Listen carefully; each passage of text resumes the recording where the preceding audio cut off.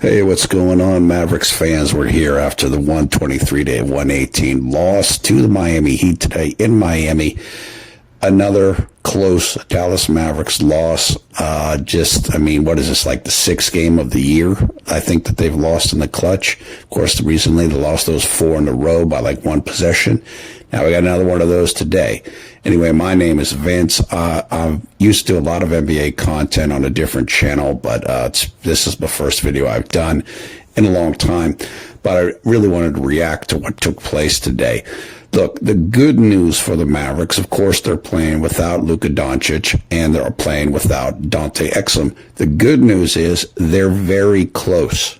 They're really close to putting this stuff together. That's, of course, why they're losing these games by such a small margins. But they're just not quite there yet. What you saw late in this game was, of course, Kyrie missed a free throw in regulation and put it up by 3, and they probably would have won if he had made that free throw. Also, Jason Kidd, I thought, they ran out of timeouts there at the end. If you have one more timeout, then when Jimmy Butler makes the layup against Derek Lively, then you can go to a set play. Maybe you get a Clay three-pointer, a Kyrie, a layup going towards the basket. That probably would have won you the game.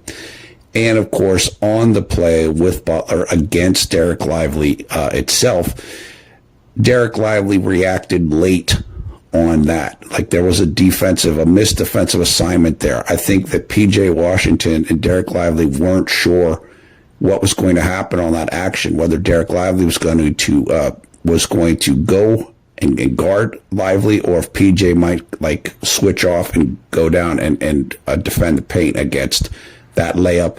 And so even though Derek Lively he was able to get his hand on the ball, and against a lot of players, that would have been a block. And if it hadn't been a dunk, it definitely would have been a block. So there was a whole bunch of small things that happened here that ended up costing Dallas this game. I thought they had a great rhythm early in the contest. But Miami is, they're a disciplined team. They're a well-coached team. They're a well-conditioned team. So Dallas wanted to run today, and Miami was ready to run. And they were ready to hit three-pointers, or at least shoot three-pointers. They didn't shoot an incredible percentage. They shot better, I think, than Dallas did. However, what I think bogged Dallas down, or one of the things that bogged them down, was on defense, Miami continued to work over Kyrie. Like Spoelstra was absolutely locked in on locating and targeting Kyrie Irving on defense. And that definitely hurt Dallas in this game. And I think there were times where they could have given more help. They could have kind of, countered that better than what they did. And credit to Spoelstra. He's a very good coach, and he knew to do that, and he kept doing that the entire contest. And even when they went late to the lineup, I think it was late in regulation, when they went to the lineup with basically 4 defensive players and Kyrie, Miami was still able to get Kyrie isolated and take advantage of him on defense. So that's just something they're going to have to develop and scheme out more to. If a team is doing that against Kyrie, if they're doing that against Clay, if they're doing that against Luka, how do you fight back against that? Now, of course, if those 3 are out there together, Kyrie, Clay, and Luka, then it becomes more difficult. But in that situation where you basically it was Spencer, Lively, Najee, and Grimes, I think, that were on the court there at the end. Or maybe, no, I take that back. PJ was on there, maybe not Grimes. You basically have 4 defensive players on there with Kyrie. And so maybe you switch and rotate something. But you don't want to let them be able to isolate Kyrie in those types of situations. And unfortunately, I thought that did happen here. But as I said, coming back, look, this is really frustrating. I predicted that Dallas is going back to the finals this year. I still stand by that prediction. The talent is there. There's no question about that. However, it's just, it's not quite there yet. I mean, as we know in the start of the season, the energy level wasn't there. The interest, just the focus wasn't there. And then recently they've picked that up. Now, again, this is about execution. And it's about, being able to be clutch, making free throws when you need to make them, executing plays down the stretch and so forth. It's just not quite there yet. And of course, Luka has not been right the entire season. And the numbers look pretty good. The raw numbers for him, 28, 7, and 7. That's good. But if you look at his advanced stats, he's clearly not 100%. I think most people know that. I know the reporters that are the beat reporters for the Mavericks, they ask him about it all the time. He really won't say that much. And he hasn't been 100% the entire year, whether it was groin pull or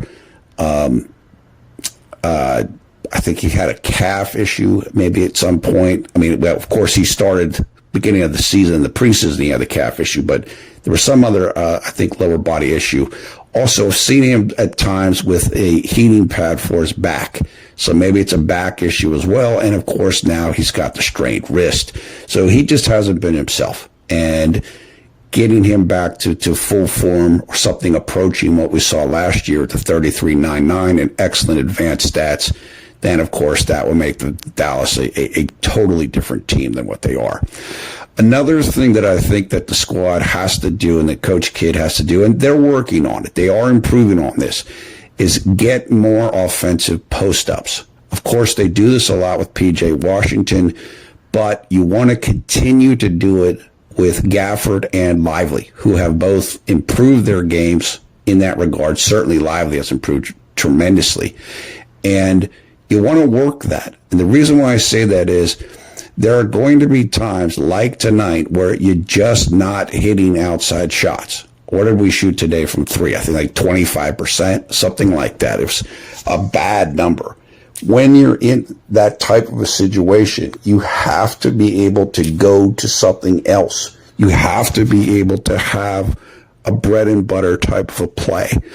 And one of the things I didn't like in this game, and look, I love Kyrie, and Kyrie's having a great year, but there's too many ISOs, too many chucks. And when you're doing that and you're not making them, as I said, that's when you're allowing the other team, you have a long three-point miss, the other team's out on the break, they're getting an easy bucket in transition, and then that can lead to runs. And we saw some of that tonight. That's where you want to be able to feed the ball down into the post from about, 5 feet, 7 feet around the rim. That's where you're going to get high percentage shots. As they're going to slow things down. You're not, the other team is not getting on and running on you. They're having to take the ball out of the basket, out of the bottom of the net. That helps you in a certain regard. Look, of course, this is a perimeter-oriented team. With Luka, Clay, and Kyrie, that's what you're going to get. But you still need to be able to mix it up enough so that the defense can't just sit on you, wait for you to start missing, run it down your throat and transition after you miss, and then go on long runs. You have to be able to interrupt that. And Dallas still, they're not balanced enough in that regard. Now, I'm not saying it needs to be 50-50 perimeter inside, because it's not going to be like that. But you need to be able to go to that when the outside shot isn't falling. And I think they have to keep working on that. Now, look, like I said, they love going to PJ down low. They did get some post-ups. I know Gafford got a couple, I think, tonight. So it's developing, but it's not quite there yet. It's not quite there yet. And that's the type of thing where it could have helped them tonight if they were able to go to something like that or go to that more than what they did in this game. So, like I said, look, I'm frustrated. I know everybody's frustrated. It's a tough loss, and we've had a number of these already this year, even though we're only 18 games into the season or 17 games. It's, like I said, I'm not super down. I'm not like lost hope or what's going on with this team. You have, I believe, 4 new guys in the rotation. In Dinwiddie, Marshall, Grimes, and Clay. 4 guys of your top 10 who are getting minutes. And of course, Luka hasn't been right all year. Exum hasn't been able to play. He would probably be your backup if he were healthy. So 4 guys out of 10, that's a lot to integrate. I mean, there was one point at this game, maybe in the third quarter, where you basically had Gafford on the court with those 4 players, the ones I just mentioned, the new guys. And you could see the chemistry's just not there yet. It just isn't there yet, and it's not going to be there yet until they play together more. So, again, it's not unexpected. It's just really frustrating, but they just have to stay with it, stay on it. And the truth is that losses like this and losses like that 4-game losing streak with the 1 possession defeats, that's going to help you more to grow and dig in than if you're winning all your games, because then you're not as motivated to fix things.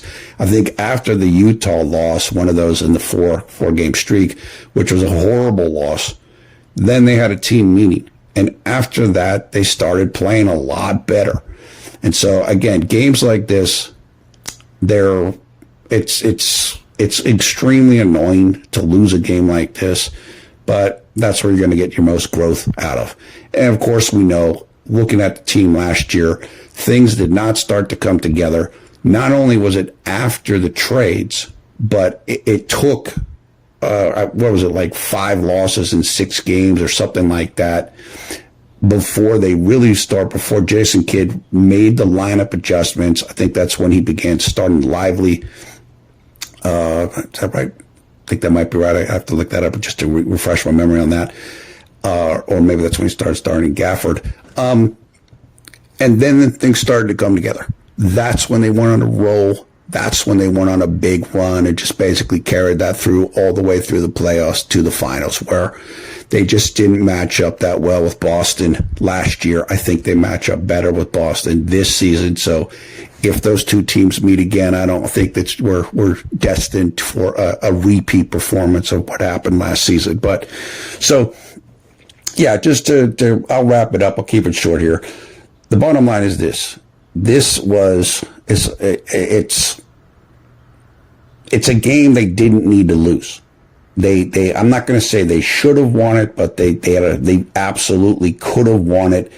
And if Kyrie makes the free throw, they probably do win it. But like I said, no reason to panic, no reason to get overly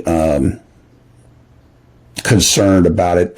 I mean, unfortunately, look, going on the arc that we're currently on, I don't think that Luke is going to have a real opportunity for an MVP this season based upon his own subpar performances due to physical issues and because of what their record is. However, this team is good enough, it's talented enough such that they don't need a number 1 seed. They don't need a top seed. We know what they did last year from the 5 seed. So they're capable of beating anybody, particularly anybody in the Western Conference. They simply need to get themselves together, get their chemistry down, tighten up the defense, and try to be healthy going into the postseason. If they do that, if they accomplish that, and they're even in the, a play-in team, which of course I really doubt is going to happen, although it could because the West is difficult this year, they can beat anyone. I'm not concerned about that at all. But there's going to be a lot of kinks in the road between now and then. And like I said previously, we're probably going to have to give up on the idea of a Luka MVP season, which I thought he would be in really good position to do that this year. But that's not how it's working out. However, in the long haul, we're going for a title. That's what we're looking for this season. We're certainly to get back to the finals. And I don't think there's been any change in that whatsoever. I really like the way the team is starting to come together. People like Jaden Hardy. I know he's up and down, but he's definitely showed more this year than last year. Grimes is starting to come on. Marshall's figuring it out. Yeah, he had a tough day today, I think, shooting the ball. But, we're really talented, a really talented team. And you could see what this team is capable of when they, again, in Denver. Yeah, they got up. The first half of the Denver game was incredible. I mean, that shows you what the potential of this squad is. Yes, they gave up a big lead, but Denver's a very, very good team when they're focused. And, of course, once they got down by, what was it, 3 points, 4 points, 5, I can't remember, then they closed the game out strong and got it done. So this team has everything I think that it needs. They just have to don't start pointing fingers, don't start looking for excuses, don't let go of the rope, stay with it, and I think that there's no question that they can end up where they want to be at the end of the season. So anyway, that's it for now. My name is Vince. Hope you guys are having a great day. Yeah, I'm frustrated too. That's why I made this video. But hang in. Better days are coming for this Dallas Mavericks as long as they can get healthy and continue to improve, which I think is almost inevitable. They just have new guys and they got to figure out how to use them. Take care. Have a great night.